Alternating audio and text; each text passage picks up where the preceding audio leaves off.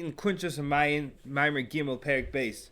Who's ready for this? We're coming straight off what we learned in Perik Aleph, that sometimes someone has a neshamah and it goes into the wrong body. So, you have a neshamah in a human body, it fits, it works beautifully together.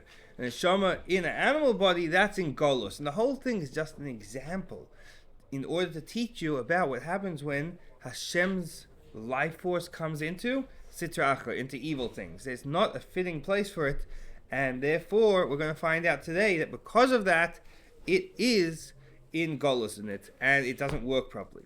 Perik base. Vine, Sibas Adover, the whole reason Shechinah are the Kedusha, that the whole oil of Kedusha is not misgalabahem, is not revealed in the Sitra Achra, in the evil things.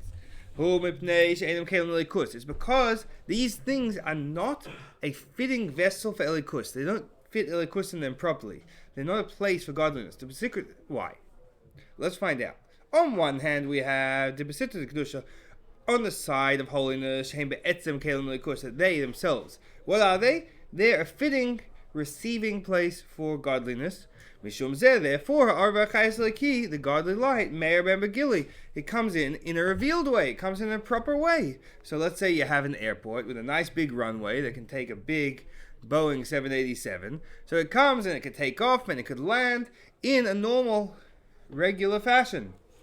Now, like we said before, with the human soul, that's invested into the bodily limbs.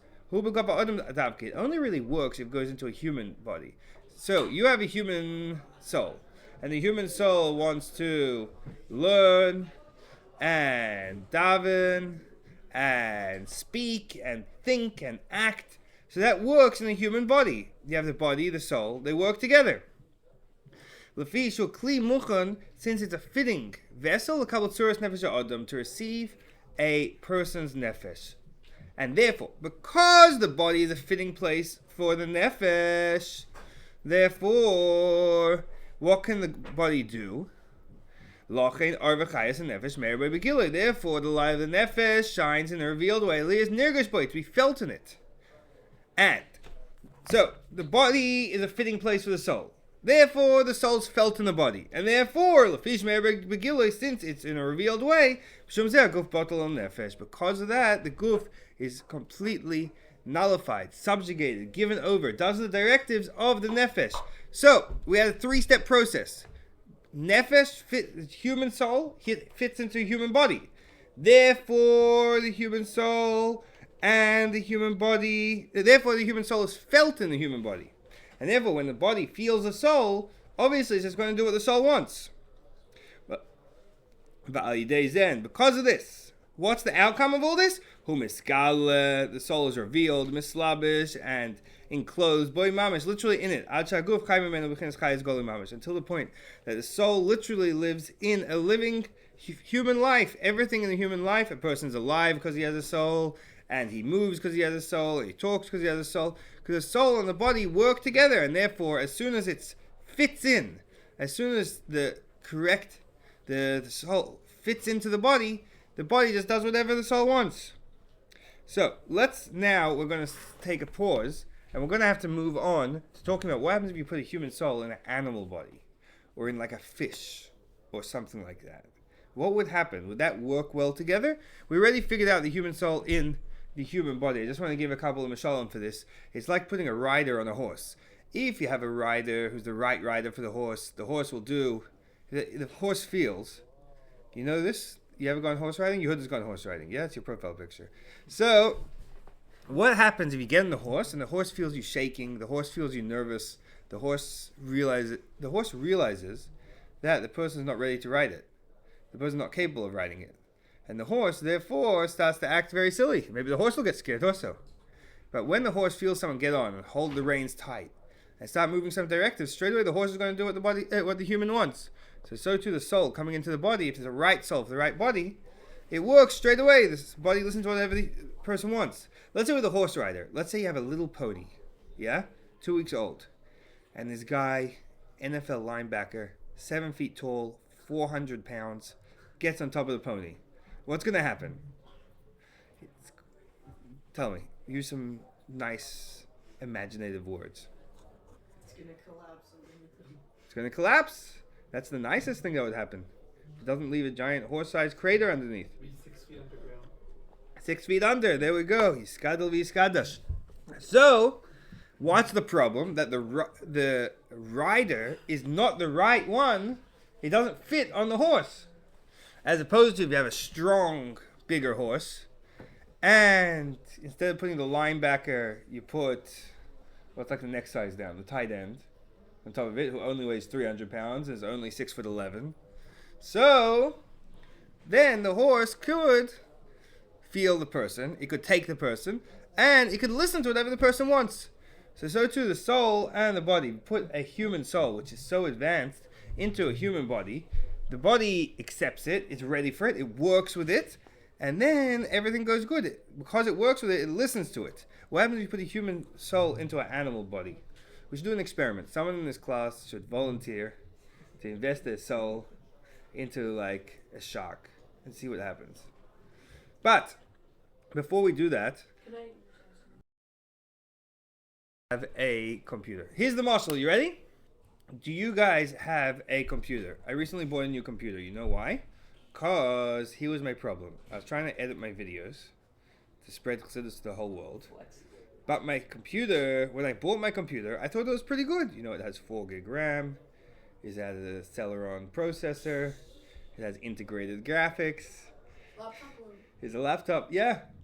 It has all these amazing features that you guys are probably like, oh my gosh, I don't even know how you managed to play Brick Breaker on that, you know? How did Minesweeper work on such an old piece? When I bought it, it was pretty good. But now it's a bit older, and now it works in, not in megabytes, but in bytes. My laptop. No, my laptop. So here's the thing. I realized that if I'm using a video editor, you need a better hardware. You need a bigger card, a better and more advanced CPU, a better graphics card. The physical pieces of your computer have to be newer and bigger and better in order for this software to work, in order for a video editing program to work on it. You need a dedicated graphics card, etc., etc. But then I realized that really, that's what we're learning in the Maamer. Because if you try to run a high program, a very, very delicate program, something like a video editor, or some like intense high graphic game on my old laptop, it's going to be such an intense game, or such intense video editing, that the laptop is either going to shut down, or it's just not going to let the game run. It's not going to let the video processing run. The laptop's like, well, it's just not going to work. Either it's going to destroy the whole laptop, or the laptop's just not going to open the file. File doesn't work. Try play Minesweeper instead. You're 3 bricks away from a bomb. Even that is like going slowly.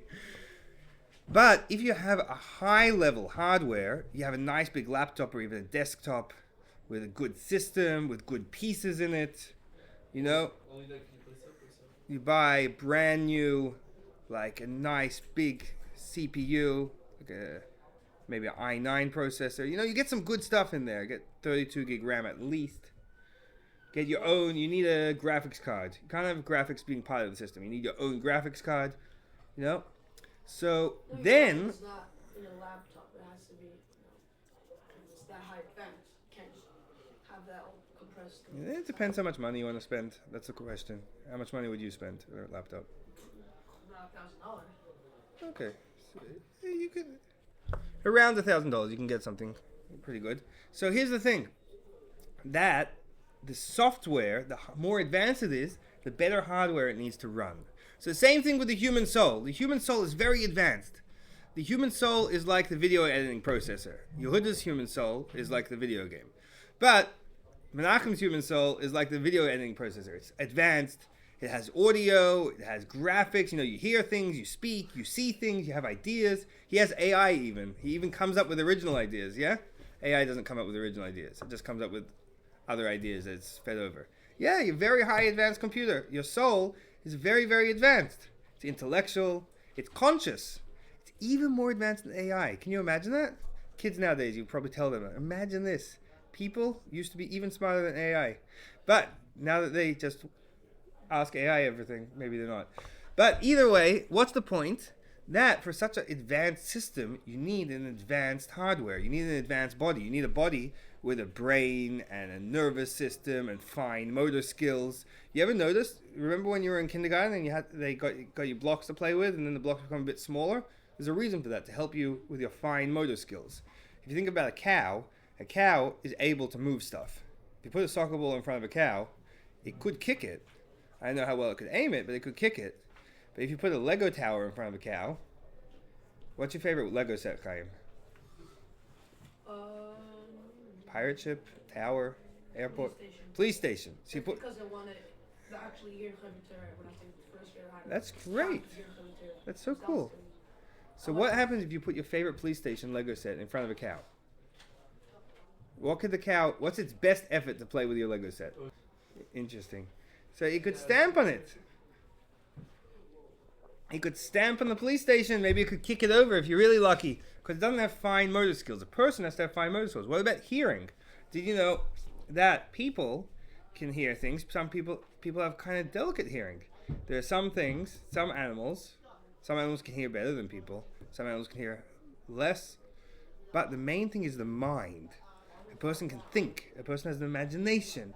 A person has ideas. A person has will. A person has things they want to accomplish. Ambitions. Yeah? So, Menachem, what's your biggest ambition?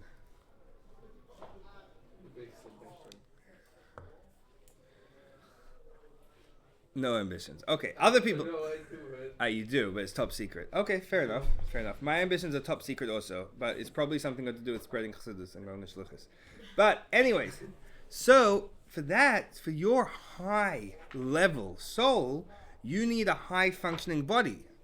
If you'd put your high level software soul with all its thoughts and feelings and ideals into a low level body, into a cow which has a very, very basic brain that doesn't really, it has very basic emotions, if it even has emotions, more likely it has instincts, you're not going to get very far. It's not going to work very well, will it?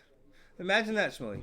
Imagine your soul, which has thoughts and will. You have willpower, you have ideals, you're creative, and you invest that into a fish that its brain and its system is not capable of doing that. It's not going to work.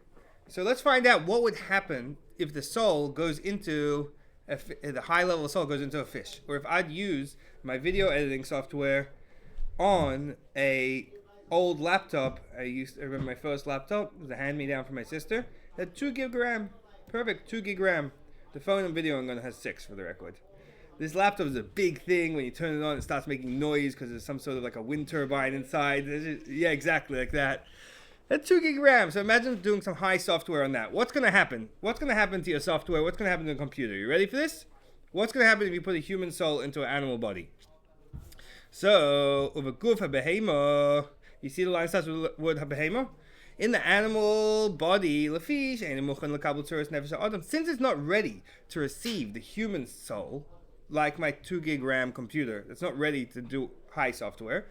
Lochein, therefore, ein nefesh miskalasham. The nefesh, the soul, is not going to be able to be revealed there, to express itself. Your software is not going to be able to run on this computer. It's just you're going to click on it, and it's just going to shut down the program straight away. It's just not going to be able to be revealed. When Melo automatically, the animal is not bottle, is not submissive to the human soul inside of it. Just like your computer doesn't run according to the settings of your program. It just doesn't open. Oh, one second. So now we figured out a marshal. That was the first half of what we're learning today. We figured out that human soul needs a human body because it's high level, but human soul in an animal body, it just doesn't work. The program doesn't open. The program just doesn't open. So let's talk about putting the wrong thing in the wrong place, because it's a very important story for what we're about to say. You ready for this? You're going to see the meaning of the story, the words we're about to read. There's once an Israeli news reporter. He was a well-known writer, very cultural man, very anti-religious. And people kept driving him crazy. No, you have to go meet the Lubavitcher Rebbe. So he's like, okay, Lubavitcher Rebbe, I'm not interested, I'm not religious, I'm not into that. People are like, no, you have to go meet the Lubavitcher Rebbe. So eventually, he's like, okay, fine. He goes to meet the Rebbe. He comes out of the Rebbe's room, out of Yechidus. He walks out, and he's got a massive smile on his face. He's so happy. So the Chassidim are like, oh, wow, this is a good story. I wonder, the Rebbe probably changed his life right here. So they go over to him, he's like, no, how's your Yechidus? He's like, I'm so happy. Like, wow, what are you so happy about? He says, everyone says they go to the Rebbe, and the Rebbe changes them. So I decided before I went into the Rebbe's not going to change me. And now I'm so happy because the Rebbe didn't change me at all. A real action, yeah? This guy should run for president of Israel. So, the ultimate Israeli. Go in to prove that he's not going to change me. So, what's happening? Yeah, Chaim, people in Israel are like that? How many years do you live in Israel? 7.5, almost 8. Yeah, you ever seen guys get into a traffic accident? Yeah. You guys are pretty stubborn over there. Yeah, I once saw someone when I was in Israel. This guy, he tried to skip some traffic. He drove over, when you're crossing the road, there's a place in the middle for people to stand. So he drove right over it. And he goes bump, his car goes over, and he smashes over it. And he didn't want to stop. Maybe he was embarrassed to stop. It was looks kind of awkward that he just went like bump and everyone's looking at him. And he starts driving off. And as he's driving off, some of the screws come off his tire. And he keeps driving. And then, what's it called? The hubcap comes off. And then his wheel starts coming off. Then he had to pull over and fix it. Fine, there's some stubborn guy. So this guy was a stubborn guy. What's his issue? He decided the Rebbe's not going to change him, and therefore the Rebbe didn't change him. Wow, unbelievable miracle story. Look at that. So, let's find out what's the meaning behind this story. You ready for this? So, let's see the meaning of this story, and the meaning of a whole mashal about computers and about human souls and animals. That... Loch, and therefore, we're up to a Kumoiken. You see that? Line starts with Sham. A Kumoiken, similarly, you have a mitzvah to Kedusha. It's understood with the side of Kedusha. Shein Kalim be'etzem lelikus. That, in essence, they're a ready vessel for godliness. Loch and Areliki. Therefore, godly light, may remember godly mamish, shines in them in a revealed way, literally. So, you have Hashem's energy, Hashem's godliness, life force. Then you have something holy, like, for example, Menachem. What's something holy? Give me an example. Besides the Swiss cheese. What? Chassidus alive is holy. Beautiful. So, you have Hashem's Ar that goes into Chassidus alive. So, it's a place that's ready for Hashem, so Hashem can be expressed in it. And therefore, it's completely nullified to Hashem. It just expresses Hashem. And therefore, God's light is expressed in it very much. And it's literally invested within them. Not only is it in them, it becomes one with them. What happens if it's Sitra Achra? Menachem, the other Menachem. Give me an example of Sitra Achra. Something that comes from Sitra Achra. Give me an example of something from the other side, the dark side, the side of impurity and unholiness. Give me. It's not nice. Yeah. Give me an example of something that comes from Klippa. Which Klippa? Shalosh Klippas Tmeis. Yeah. Give me an example of something. Okay, not kosher food. Beautiful. For a second, I thought you guys were all tzaddikim. You just have no idea. You guys know the story of Rebbe Yoel? Rebbe Yoel once said, he's teaching in Maamar, and he wanted an example of a taiva, a real, animalistic desire. So he gives an example that the Bachman will be able to understand. His idea, what's the biggest desire, lust that a young man can go after? He's like, imagine a bacher standing in the street eating chocolate. Fine. So, but in the other side, the bad side, in their essence, they're not a place for godliness, klal whatsoever. You see in the brackets, the Rebbe is going to explain. The reason there's not a place for godliness is because that's how they were made. They don't have any nullification at all. They don't have a general nullification to godliness. They're not bottle whatsoever. Because they don't have that general bittul, this is going to help explain something we learned yesterday about because you don't have bittul, Hashem's Ar doesn't come in you. Because Hashem's Ar doesn't come in you, you don't have bittul. What comes first, the chicken or the egg? Not having bittul or Hashem's Ar not coming in you? So here we explain. because these things are created in a way that in general, they don't have any general feeling of bittul to elikus, therefore, Hashem's Or is not going to come into them. And now that Hashem's Or is not going to come into them, what happens? Which causes Makom Acher. For the record, it says this in this Ma'ir. Whoever learns that will get a high five from me. Lochein. Therefore, Ein Ha'or the Kedusha Meir Ben Begoli. The God's Kedusha doesn't shine in them in a revealed way.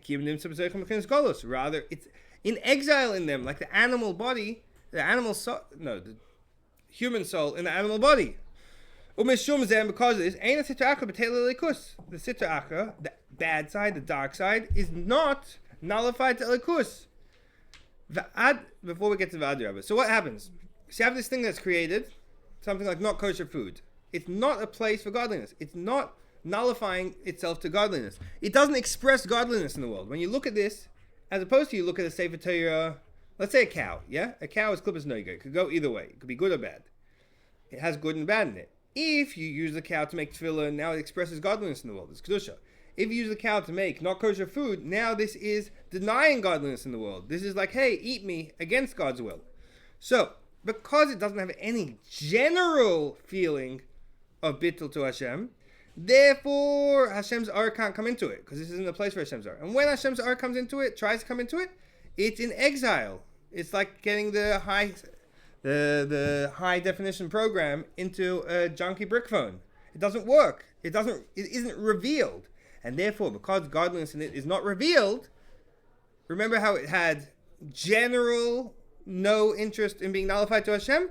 Now it's going to have specific. It's going to be like, hey, I don't feel any godliness. Godliness doesn't affect me. I'm just doing my own thing.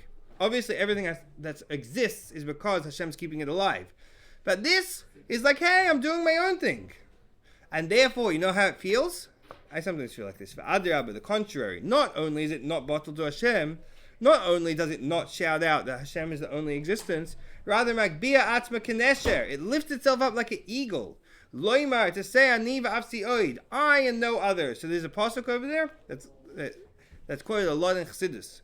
4. It's from Isaiah 47. Yeah, I have to remember that one to tell the missionary. Isaiah 47. Ani v'afsi oid, I and no other. 47 and 8. So it says, what did it say over there? I and no other. That's the ultimate ego. Me and nobody else. My way or the highway. That's a pasuk which we like to quote a lot in Chassidus to explain the whole idea of Klippa. That what's Klippa's whole thing is ego. Hashem? Never heard of him. It's all about me. You ready for another extreme pasuk of showing how much ego you have? That a Klippa could have? You guys don't have it. Klippa has it. Something that's really, really bad. Maybe a terrorist has it. Like it says, Yechezkel, Isaiah 29 and 9. Ya'orli vani osisini. What? Yeah. Ezekiel. What did I say? Isaiah. It's all the same. Ezekiel 29 and 9. Okay, so I can't become a missionary. The river is mine, and I have made myself. Wow. So it comes from a pasuk. In Chassidus, they often mix together two psukim over here. The pasuk from like 3 verses before that says the great crocodile who crouches in the river, referring cryptically to Paroi. That Paroi used to go bathe in the river every day. Why? Because he had good hygiene. Not exactly. Because he went around and he had so much ego and he denied Hashem so much. He's like the ultimate klippa. He's like Hashem. He literally said, I've never heard of Hashem. He says, Mi avaya sheshamati b'koilei. Who is Hashem that I should listen to his voice? Literally said the words, Hashem, who's he? He's like, I'm a god. He told all the people in his kingdom, King Pharaoh is now your god. I'll prove it. I never go to the bathroom. Check out my royal palace. No bathrooms. By the way, maybe Trump has a golden bathroom. He had no bathrooms. Yeah. By the way, you also don't go to the bathroom? Kim Jong-un, by the way, says that he doesn't go to the bathroom because he's so efficient with his energy that because he uses every single bit of his energy to, to rule his country, so he doesn't need to go to the bathroom. Nothing goes to waste, everything goes to beautiful example. Look at that. That's what he says. And people who from North Korea that escaped and said that they were taught that in school, that he never goes to the bathroom. Fascinating.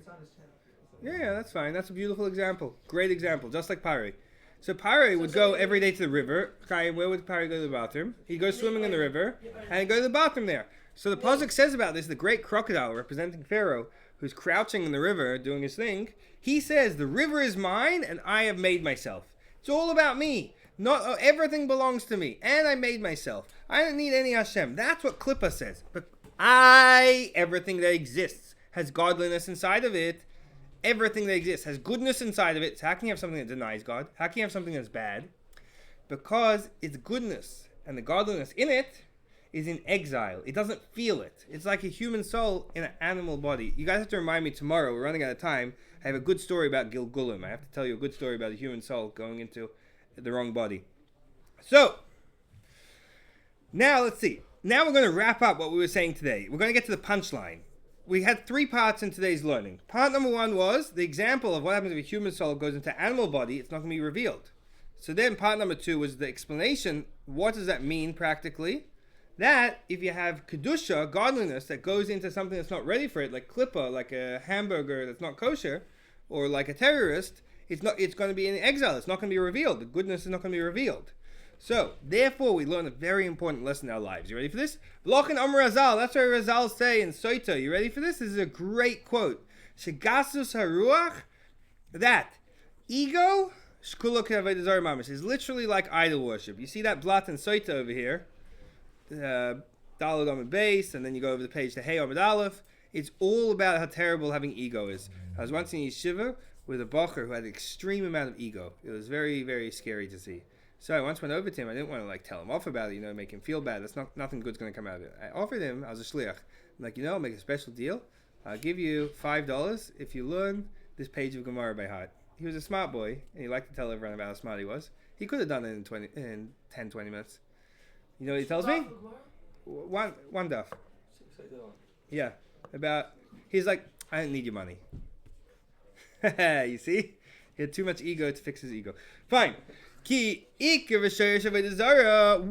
is ego like avodah zarah?